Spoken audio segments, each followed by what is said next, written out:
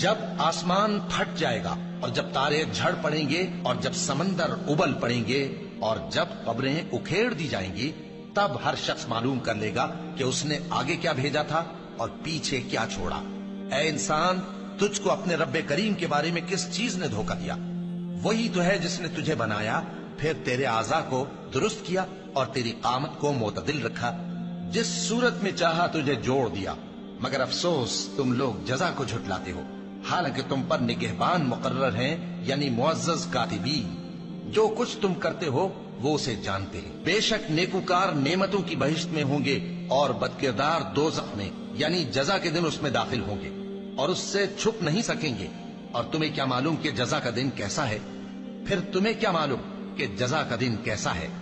جس روز کوئی کسی کے کچھ کام نہ آ سکے گا اور حکم اس روز اللہ ہی کا ہوگا۔